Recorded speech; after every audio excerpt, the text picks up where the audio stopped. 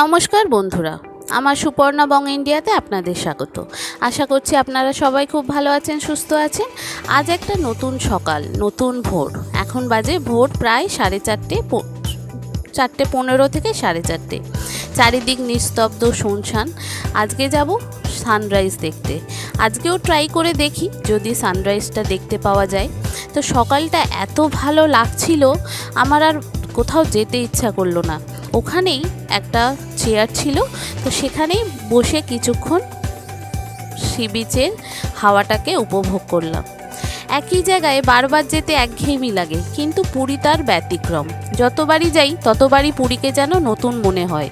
পুরীতে এসে 2 দিন থাকলে শরীর মন সব যেন ভালো হয়ে যায়। কি যে ভালো লাগে কি বলবো। দেখুন সকালটা এখনও লাল লাল আভাটা দেখা যাচ্ছে।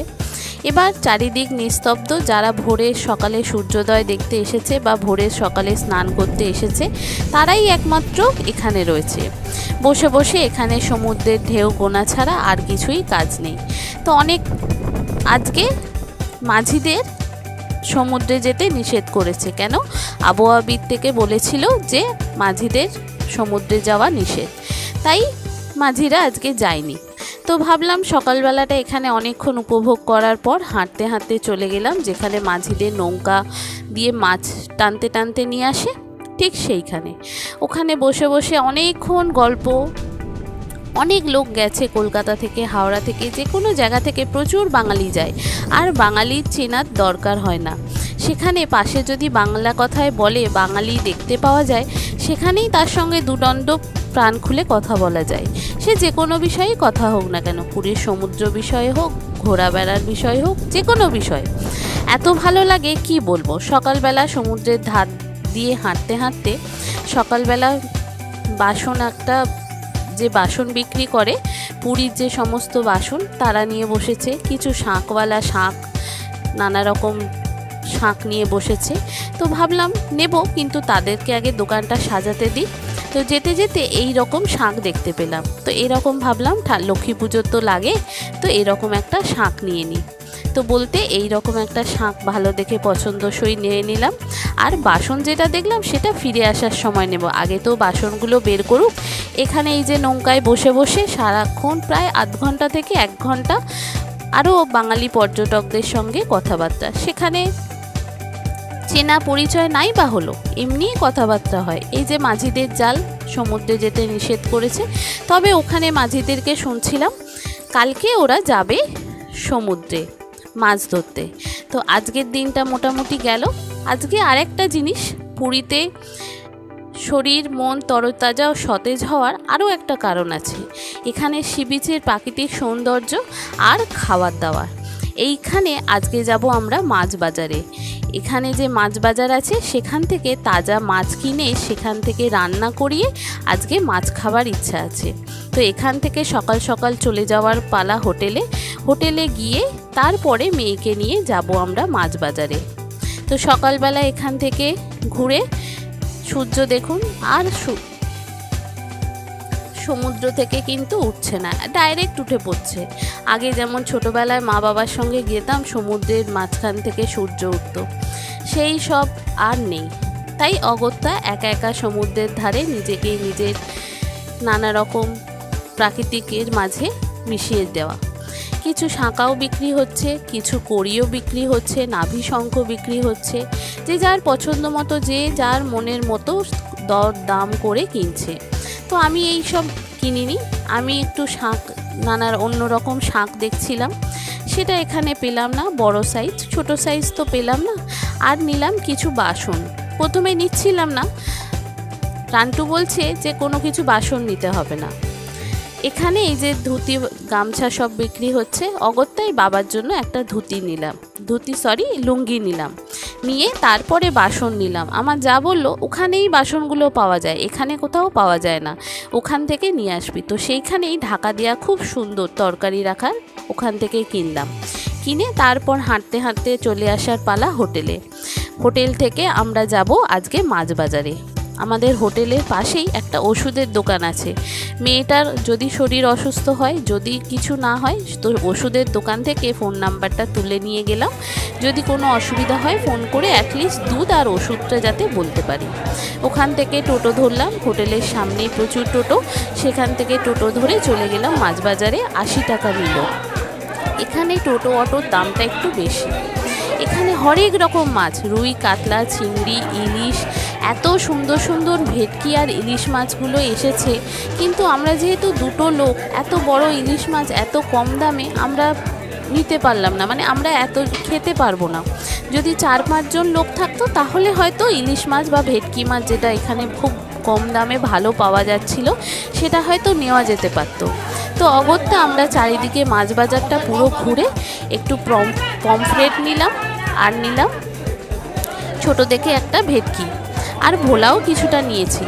নিয়ে এখানেই পাশে মাসিরা মাছ বেছে দেয়, মাছের ওজন সহ এরা এখানে মাছ বেছে দেয়।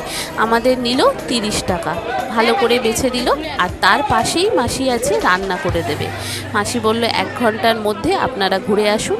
তো এই 1 ঘন্টা কি করব, আমরা মাছ কিনে বাছিয়ে নিয়ে, এই যে এখানে পমফ্রেট দেখছেন, খুব সুন্দর, যেমন বড় তেমনি সুন্দর, তেমনি শক্ত, আর দারুণ টেস্ট। কি বলবো আপনাদের, এখান থেকে পমফ্রেট আর মাছ কিনে আমরা পাশের মাসিকে বাছতে দিলাম। সেখান থেকে বাছা হয়ে গেলেই বাজার থেকে একদম বেরোতেই সামনে একজন মাসি খুব ভালো রান্না করে। দেখলাম পরিষ্কার পরিচ্ছন্ন, চারিদিকটা খুব সুন্দর। মোটামুটি আপনার খাবারটা রান্না দেখলে ভক্তি হবে। তো সেটা দেখেই মাসিকে দিলাম। মাসি মাছের ওজন জানতে চেয়ে 150 টাকা আমাদের থেকে নিল। মূল্য 150 টাকা। 1 ঘন্টা আপনারা ঘুরে আসুন। তো অগত্যা এখানে কি করব, এসেছি আর পাঁপড় নেব না। আমি এর আগের বারে যখন পুরী এসেছিলাম তখন দেখেছিলাম বড় বড় সাইজের আলুর মতো সয়াবিন। তো সেইখানেই আমি এখানে এবারে টার্গেট করেছিলাম যে ওরম সয়াবিনের একটা প্যাকেট নেব। এই যে এরম বড় বড় সয়াবিন, তো এরম সয়াবিনের একটা প্যাকেট। আর এখানকার লোকাল যে পাঁপড় বিক্রি হয়, তো সেখানকারই লোকাল পাঁপড় কিছু নিলাম, কিছু প্যাকেট পাঁপড় নিলাম, আর কিছু নানা রকম ঝাল, টক, মিষ্টি সেই রকম পাঁপড় কিছু নিলাম। 1001 ধরনের পাঁপড় এখানে বিক্রি হচ্ছে, নানা রকমের জিনিসপত্র। আর মাছ নেবার কন্টেনারগুলো আসবার সময় কিনে নেব, এখন নিয়ে আর ঘুরবো না। এই যে এখানে নানা রকম ফ্লেভারের পাঁপড় আছে, এই পাঁপড়ও একটা একটা করে নিয়ে নিলাম। ফুচকা, পাঁপড় আপনি যা খুশি এখান থেকে নিয়ে নিতে পারেন। এখান থেকে নিয়ে টুকটাক কেনাকাটি করে চলে গেলাম সি বিচের ধারে। সেখানে বসে বসে অগত্যা ডাব খাওয়া। ডাব খেতে খেতে মোটা দেখে শ্বাস নিলাম। মোটা শ্বাসের ডাবগুলো হলে অনেকক্ষণ খেতে টাইম লাগবে, আর বসে টাইমটাও কেটে যাবে। অগত্যা সবাই মিলে ডাব খাওয়া হলো। ডাব খাওয়া শেষে তারপর মাছ নিয়ে যাব হোটেলে। মাছটা রান্না খুব সুন্দর করেছে, আর খাবারটাও নিয়ে নেব। আজকে নেব ভেজ থালি। একটা ভেজ থালি নিলেই আমাদের দুজনের হয়ে যাবে। আর মেয়ে তো ফাউ মেয়ে, যে কত যে খেয়ে উল্টে যায় তার ঠিক নেই। এই হচ্ছে আমাদের পুরী। খুব ভালো লাগে, এত সুন্দর লাগে।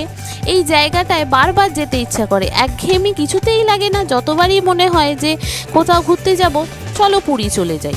পুরীতে গিয়ে 2 দিন থাকলেও যেন মনটা শান্তি হয়ে যায়, মনটা তরতাজা হয়ে যায়।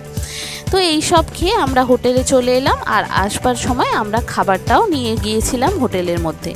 আপনাদেরকে দেখাই চলুন কত রকমের খাবার। এত সুন্দর মাছটা, আর মাছটা রান্নাও মাসি খুব সুন্দর করেছিল। মাসিকে জাস্ট বলেছিলাম আমার ছোট বাচ্চা খাবে, আপনারা ঝাল দেবেন না। তো সেই মতোই মাসি রান্না করেছিল। 2টো মাছই রান্না করেছিল, এত সুন্দর খেতে হয়েছিল কি বলবো আপনাদের। পুরীতে আসবো আর মাছ খাবো না, তা কি কখনো হয়? আর আমরা যেহেতু 2 জন এসেছি, সেই জন্য মাছ বেশি কিনতে পারলাম না। এত কমে ভালো ভালো ইলিশ মাছ, ভালো ভালো ভেটকি মাছ বিক্রি হচ্ছে, মানে কি বলবো আপনাদের। এই যে দেখুন পমফ্রেটটা রান্না করে দিয়েছে মাসি, আর এই হচ্ছে ভেটকিটা, দারুণ সুন্দর হয়েছে। আজকে আমাদের খাওয়া দাওয়ার ছবি হচ্ছে এই। নিরামিষ থালি নিয়ে এসেছিলাম, আর আমাদের এই মাছ, এইটা দিয়েই আজকে আমরা খাওয়া দাওয়া করব। হোটেলে পেপার বিছিয়ে ভালো করে জমিয়ে দুপুরে খাওয়া দাওয়াটা সেরে রেস্ট নিয়ে বিকালে চললাম সি বিচের ধারে। সি বিচে মেয়েকে একটু গাড়ি চাপালাম, কেন মেয়ে রোজের বায়না গাড়ি চাপবো। যতদিন আছে 2-4 দিন তো থাকবো, যাক গাড়িটা চেপেই নি। আজকে বলছে গাড়ি না, আজকে বাইক চাপবো। তো সেই মতো তাকে বাইকে চাপিয়ে দিলাম। ঘন্টা 2 থেকে 4 মিনিটের মতো বাইকটা আর কি চালালো। তারপরেই ওখান থেকে ফেরার পালা। রাত্রিবেলা সামনের দোকান থেকেই রুটি তরকারি কিনে তারপরে ফিরে চললাম হোটেলে ফিরে পরের দিন সকালে কিন্তু মাঝিরা মাছ ধরতে যাবে, সেই জন্য সকালবেলা অ্যালার্ম দিয়ে শুলাম 4টের সময় উঠে আমি যাব, মাঝিরা মাছ নিয়ে আসবে সেই মাছ দেখতে।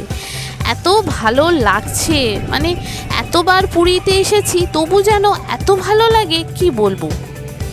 একই জায়গায় বারবার অনেকের ভালো লাগে না, নতুন সকাল, নতুন ভোর, নতুন কিছু, কিন্তু আমার সেই সব কিছুই নতুন লাগে। যতই সমুদ্রের ধারে বসি না কেন, প্রতিটা ঢেউকে আবার যেন নতুন মনে হয়, এতটাই ভালো লাগে।